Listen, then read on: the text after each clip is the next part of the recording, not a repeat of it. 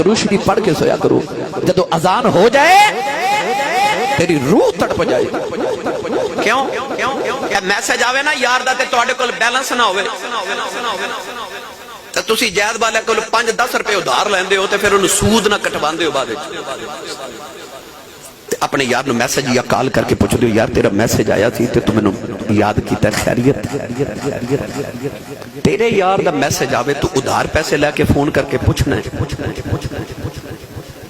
تے پوری 5 باری مسیح تو تینوں رب مس کال بھی نہیں کردا، پوری کال کردا ہے. 5 بار مسیح تو تینوں کال ہوندی ہے تو کدے نہیں جا کے اپنے رب نو پوچھا میرے مولا میں نو کیوں پہ بلانا ہے، میرے مالک میں نو کیوں بلا رہے ہو. نوجوانوں یہ چاہتے ہو کمائیاں چو برکت ہو جائے، گھر وچ سلوک ہوئے، اتحاد ہوئے، اتفاق ہوئے، دلاں چو سکون دی دولت ہوئے، اپنے مالک نہ رابطے کرو. نبی کریم نے فرمایا کہ بندہ اپنے رب دے سب تو قریب اس ویلے ہوندا جدو سجدے دی حالت چاہتا ہے.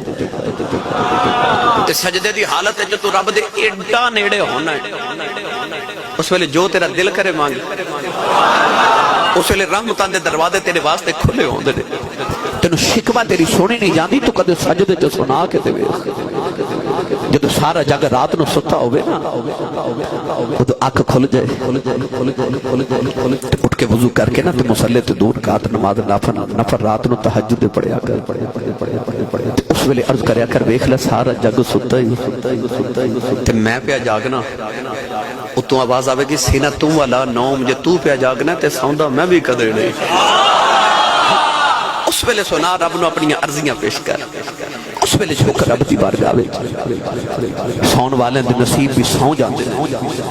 اٹھیا کر فجر دی نماز ویلے وضو کر کے اپنے فجر دی نماز تو لے کے سورج دے طلوع ہون تک وقت مسجد چ گزاریا کر، ذکر اذکار چ گزاریا کر. اس ویلے رزق تقسیم کیتا جاندا ہے. اپنے حصے دا رزق لے کے آ، اپنے حصے دا سکون لے کے آ. 8 گھنٹے ڈیوٹی ہے، ہر فیکٹری دا اصول ہے 8 گھنٹے کام کیتا جاندا ہے. تے فجر تو لے کے زور تک بھی 8 ہی گھنٹے بن دے درمیان چ 8 گھنٹے نا. فجر پڑھ کے جا 8 گھنٹے کام کر تے پھر جدو 12 بجے کھانا کھاندے ہو تے تہاڈا جسم پالدا ہے، کیونکہ صبح دے ناشتے تو بعد دوپہر ویلے کھانے دی جسم نو ضرورت ہوندی ہے.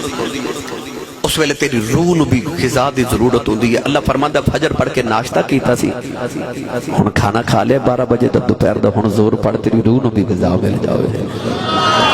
گھر آ کے پھر عصر ویلے چائے پینا نا، ہن او چائے پیتی ہے تو انہوں روح نو بھی کچھ دینا. عصر دی نماز پڑھ، مغرب ویلے شام ویلے گھر آیا تے آ کے کھانا کھادا اپنے جسم نو پالیا، ہن مغرب پڑھ تیری روح نو بھی غذا ملے.